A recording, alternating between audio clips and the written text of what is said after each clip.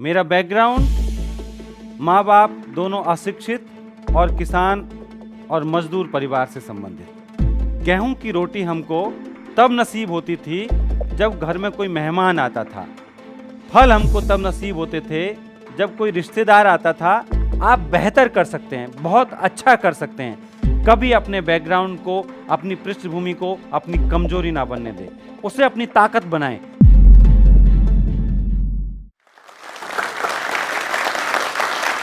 दोस्तों, अगर आप गांव के बैकग्राउंड से हैं, किसान परिवार से हैं, हिंदी भाषी या कोई भारतीय भाषा भाषी हैं, तो आपको कमज़ोर होने की आवश्यकता नहीं है।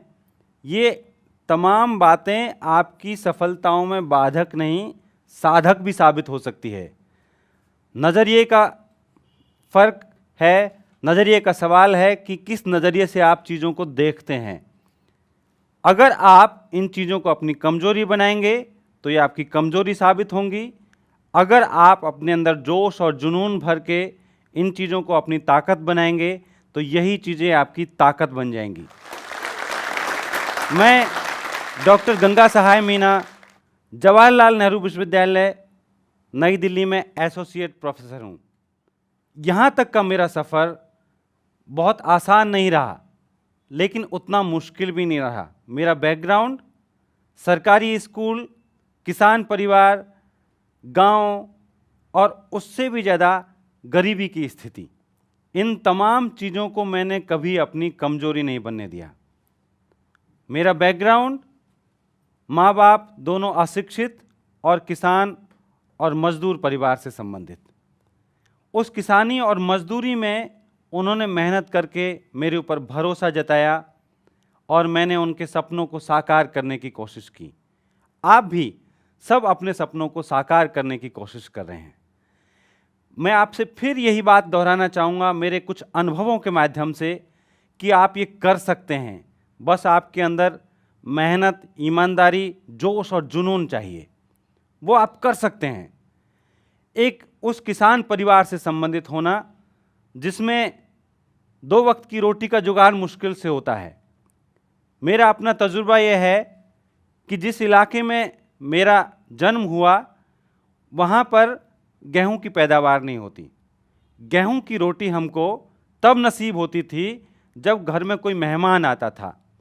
फल हमको तब नसीब होते थे जब कोई रिश्तेदार आता था, जैसे बुआ फल लेकर के आती थी। उसके अलावा हमको कभी फल या गेहूं की रोटी या सब्जी नहीं मिलती थी।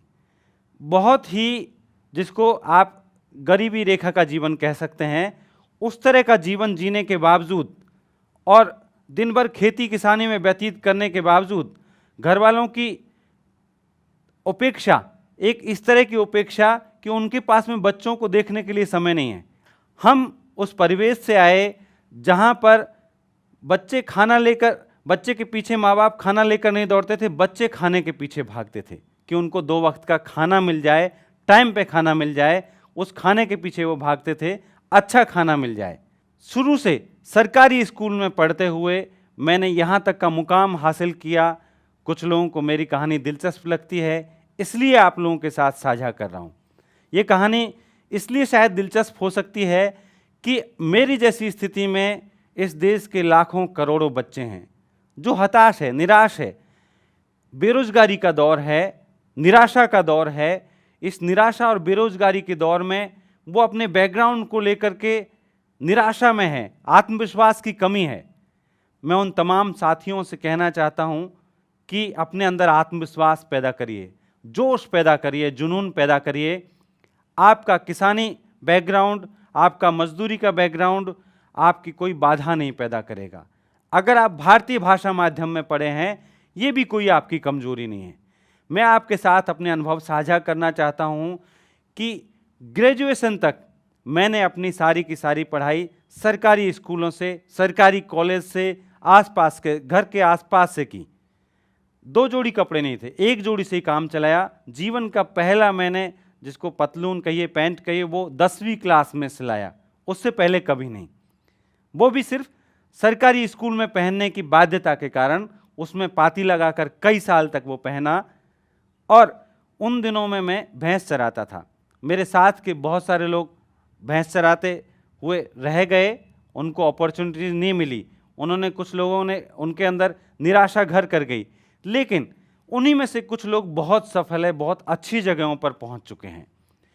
वो भैंस चराते हुए मैंने जेएनयू का एंट्रेंस दिया। मेरे जीवन में बदलाव का जो माध्यम बना वो है जेएनयू प्रवेश परीक्षा। चूंकि राजस्थान में सभी सरकारी स्कूल कॉलेजों के नाम राजकीय के साथ शुरू होते हैं। मैं जवाहरलाल नेहरू विश्वविद्यालय के बारे में जानता भी नहीं था। मेरे भैया ने बताया, उन्होंने फॉर्म भरा, तो मैंने सोचा कि शायद कोई प्राइवेट कॉलेज है। मैंने कहा इसमें फॉर्म भरने की क्या ज़रूरत है, प्राइवेट पढ़ाई यहाँ से भी कर सकते हैं, जिसको हम आप कह सकते हैं कि जो नॉन कॉलेजिएट वाली पढ़ाई है वो हम डिस्टेंस मोड में यहाँ से भी कर सकते हैं। मैंने जेएनयू का ख्याल मेरे दिमाग में नहीं था कि एक इतनी बेहतरीन यूनिवर्सिटी, देश की सबसे अच्छी यूनिवर्सिटी, उसका फॉर्म भरा गया। मैं उसकी परीक्षा देने के लिए पहली बार दिल्ली आया। वो सन 2001 का साल था। उस 2001 ने मेरी दुनिया बदल करके रख दी। मेरे जीवन में दो बहुत बड़ी घटनाएं घटी। एक, मेरा जेएनयू में सिलेक्शन हुआ। दूसरा, उसी साल, उसी 2001 ने, जब मैं जेएनयू की परीक्षा देने आया था, उसी दौरान मेरे पिताजी की असामयिक मृत्यु हो गई। बिना बाप के आगे की पढ़ाई जारी रखना एक चुनौतीपूर्ण कार्य था, लेकिन मेरे परिवार ने सहयोग दिया। और जिस इलाके से, राजस्थान के जिस इलाके से मैं आता हूँ, उस इलाके में, वहाँ के लोगों में एक जोश और जुनून है अपने बच्चों को पढ़ाने के लिए। वो अपनी ज़मीन बेचकर, मजदूरी करके भी अपने बच्चों को पढ़ाने के लिए संकल्पबद्ध है। मेरे माँ बाप ने जब तक वो जिंदा रहे हमेशा मेरा साथ दिया, मुझे आगे बढ़ाने की कोशिश की। लेकिन जब पिताजी नहीं रहे तो एक ऐसा वो संयोग हुआ कि उसी वक्त मेरा जेएनयू में सिलेक्शन हुआ। और जेएनयू अपने आप में एक बहुत ही सस्ती, ना के बराबर फीस वाली जगह है, एक बेहतरीन विश्वविद्यालय, एक आदर्श विश्वविद्यालय जैसे विश्वविद्यालय की मैंने कल्पना की। उसमें भी एडमिशन एक दिलचस्प वाकया है। मैंने परीक्षा दे दी, लेकिन मैं उसको भूल गया। 2 महीने बाद जब मैं एडमिशन की तलाश में दिल्ली विश्वविद्यालय आया, तो जिस दिन मैं एडमिशन के लिए वहाँ पे दिल्ली विश्वविद्यालय गया, मैं कुछ देर से पहुँचा। उन्होंने कहा कल आइए। मेरे दिमाग में ख्याल आया कि क्यों ना इस जवाहरलाल नेहरू विश्वविद्यालय को देखा जाए, जिसकी परीक्षा दी है उसका परिणाम पता किया जाए। उस दिन मैं पूछते पूछते मोरी गेट आया। मोरी गेट से 621 नंबर की बस ली। कंडक्टर ने पूछा कहाँ जाना है। मैंने कहा जेएनयू जाना है। उसने कहा जेएनयू में कहाँ जाना है। मैंने कल्पना नहीं की थी कि किसी एक कॉलेज या यूनिवर्सिटी के एक से अधिक बस स्टॉप हो सकते हैं, 7-7 बस स्टॉप हो सकते हैं। मैंने कहा भाई, जहाँ पर परीक्षा परिणाम आता हो, जहाँ रिजल्ट आता हो, वहाँ पे उतार देना। वो जुलाई 2001 का साल वक्त था।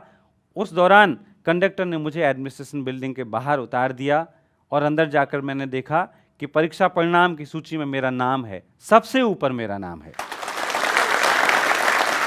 देखकर अच्छा लगा, लेकिन मुझे तब भी ये ख्याल नहीं आया कि यूनिवर्सिटी कितनी बेहतर है।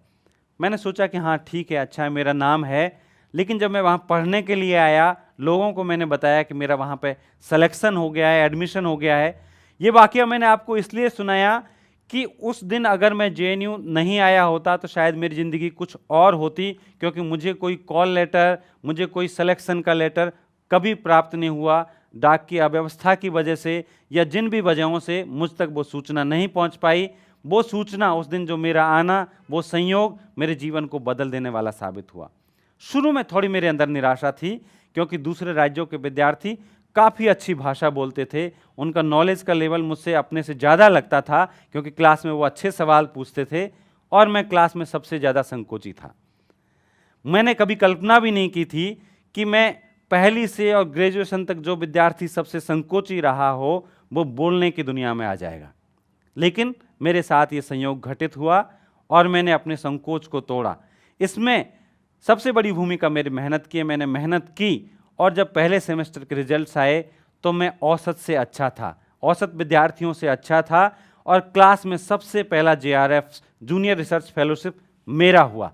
इसने मेरे आत्मविश्वास को, मेरे जोश को, मेरे जुनून को और हवा दी, मुझे और प्रोत्साहन दिया। फिर मैंने जेएनयू में ही एमफिल का एंट्रेंस दिया, उसमें भी मेरी अच्छी रैंक आई। इससे लगातार मैं फिर आगे बढ़ता चला गया, मेरे सपने आगे बढ़ते चले गए और उसी विश्वविद्यालय में पढ़ते पढ़ते जब मैं पीएचडी में आया तो उसी दौरान मुझे दिल्ली विश्वविद्यालय से पढ़ाने का ऑफ़र मिला। मैंने वहाँ पर पढ़ाना शुरू किया। उसी दौरान पौंडीचेरी विश्वविद्यालय में मेरा परमानेंट सिलेक्शन हो गया, जहाँ पर मैंने लगभग 1 साल तक जॉब किया। पौंडीचेरी विश्वविद्यालय में जब मैं पढ़ा रहा था उसी दौरान जेएनयू में एक वैकेंसी आई जिसमें 35 लोगों ने इंटरव्यू दिया। उनमें मेरा सिलेक्शन हुआ। वो मेरा आत्मविश्वास ही था जिसने मुझे अच्छा इंटरव्यू देने और एकेडमिक्स में सक्रिय होने का हौसला दिया। उसी आत्मविश्वास के सहारे मैं आगे बढ़ता चला गया और आज मेरे साथियों का कहना है कि मैं जेएनयू का सबसे युवा एसोसिएट प्रोफेसर हूँ। इसके साथ साथ मैंने पिछले 10 साल में लगातार अपनी सक्रियता के माध्यम से अखबार, पत्रिकाओं, इनमें लेखन के माध्यम से एक लेखक के रूप में अपनी एक स्वतंत्र छवि का निर्माण किया है, जो मेरी अध्यापकीय छवि से स्वतंत्र है, अलग है। उसमें मैंने अपने आप को एक एक्सपर्ट के तौर पर डेवलप करने की कोशिश की है। आज बड़े बड़े चैनल, आज तक, जी न्यूज़, इंडिया टीवी, तमाम चैनल मुझे दलित आदिवासी विश्लेषक के तौर पे, एक विशेषज्ञ के तौर पे बुलाते हैं, चुनाव विश्लेषण के लिए बुलाते हैं। तमाम अखबार और पत्रिकाएं मुझसे कॉलम लिखवाती हैं। राजस्थान पत्रिका, दैनिक भास्कर, जनसत्ता, अमर उजाला, राष्ट्रीय सहारा, हिंदुस्तान, तमाम अखबारों में मैंने लिखा है और लगातार लिख रहा हूँ। हाल ही में मैंने ऑनलाइन कोर्स डेवलप करने की दिशा में अपना काम शुरू किया है और यूजीसी एमएचआरडी ने मुझे एक पूरा कोर्स ऑनलाइन डेवलप करने के लिए दिया है। और उससे भी एक नई ताज़ा बात यह है कि भारत सरकार के आईसीसीआर ने मुझे एक विदेशी विश्वविद्यालय, टर्की के अंकारा विश्वविद्यालय में डेपुटेशन पे विजिटिंग प्रोफेसर के रूप में चुना है। मैं जल्दी ही बाहर जाने वाला हूँ हिंदी पढ़ाने के लिए, हिंदी के प्रचार प्रसार के लिए। ये तमाम ऐसे प्रसंग हैं जो मेरे जीवन को बदल देने वाले हैं। कहाँ मैं भैंस चराता था, पशुओं के लिए चारा काट के लाता था और घर की जो दैनिक कार्य है उनको संपन्न करते हुए अपनी पढ़ाई करता था, लेकिन मेरे अंदर एक जोश था, एक जुनून था, मेरे अंदर एक जज्बा था जो मैंने शुरू से सोचा कि कुछ अलग करना है, अपनी मेहनत के दम पे करना है, क्योंकि कोई ऐसी पारिवारिक पृष्ठभूमि नहीं है, कोई सहयोग करने वाला नहीं है, खुद ही करना है। ऐसे बहुत सारे बच्चे हैं आप में से, ऐसे बहुत सारे लोग हैं जिनके कोई ऐसे मार्गदर्शक नहीं है जिनके आसपास, जिनका अंग्रेजी माध्यम का बैकग्राउंड नहीं है, जिनका कोई अमीरी का बैकग्राउंड नहीं है। वो सब निराश ना हो, आप बेहतर कर सकते हैं, बहुत अच्छा कर सकते हैं। कभी अपने बैकग्राउंड को, अपनी पृष्ठभूमि को अपनी कमजोरी ना बनने दें, उसे अपनी ताकत बनाएं। आप कंपेयर करिए अपने आप को शहर के बच्चों से, अमीर बच्चों से। आपने दोनों देखा है, उन्होंने सिर्फ एक चीज़ देखी है। उनकी दुनिया आधी दुनिया है, आपकी दुनिया पूरी दुनिया है। और ये पूरी दुनिया आपके लिए खुली हुई है। सिर्फ हिंदुस्तान नहीं, सिर्फ एक यूनिवर्सिटी नहीं, सिर्फ एक महकमा नहीं, पूरी की पूरी दुनिया आपके साथ खड़ी होगी अगर आपको खुद में यकीन होगा, खुद के अंदर आपको विश्वास होगा, जिसको हम आत्मविश्वास कहते हैं। वो आत्मविश्वास अपने अंदर भरिए, वो जुनून और जोश अपने अंदर भरिए, वो ही आपकी दुनिया को बदल देगा। आप देखिए कि गाँव में बहुत सारे विद्यार्थी ऐसे हैं जिनको वजीफा नहीं मिलता, कोई फेलोशिप नहीं मिलती, जिनके माँ बाप पढ़े लिखे नहीं हैं। आज भी बहुत सारे विद्यार्थी हैं, उनके सामने ये सवाल खड़ा होता है। आप उनको पढ़ने की बात कहेंगे, वो कहेंगे कि भाई हमारा लड़का अगर मजदूरी करेगा तो हमारे घर में 2 वक्त का चूल्हा जलेगा। उन माँ बाप को आप समझाइए। और अगर आपके माँ बाप भी ऐसा सोचते हैं कि आपको कोई छोटा मोटा काम दिला करके आपको पढ़ाई से दूर कर दे, पढ़ाई से अलग कर दे, निश्चित तौर पर देश में निराशा का माहौल है, लेकिन आप अपने आत्मविश्वास को कम मत होने दीजिए। आप किसी छोटे लक्ष्य में मत पड़िए, आप बड़ा लक्ष्य बनाइए। ये पूरी दुनिया, पूरा जहान आपका है। अगर आप बड़ा लक्ष्य बनाएंगे तो मध्यम और औसत लक्ष्य तो आपके आसपास यूं ही घूमते हुए नजर आएंगे आपको। बड़ा लक्ष्य बनाइए, बड़ी लकीर खींचिए, इतनी बड़ी लकीर कि जो आपकी दुनिया को बदल दे, जो आने वाली पीढ़ियों को एक रास्ता दिखाए, एक नई दिशा दिखाए।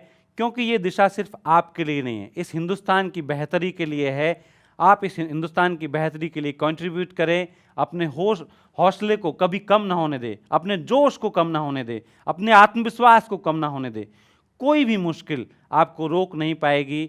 आप निश्चित तौर पर सफलता प्राप्त करेंगे। बस अपने अंदर जोश और जुनून बरकरार रखिए। धन्यवाद। जय हिंद। इस वीडियो के बारे में अपनी राय नीचे कमेंट सेक्शन में हमें बताएं और अपने दोस्तों के साथ ये वीडियो शेयर करना ना भूलें।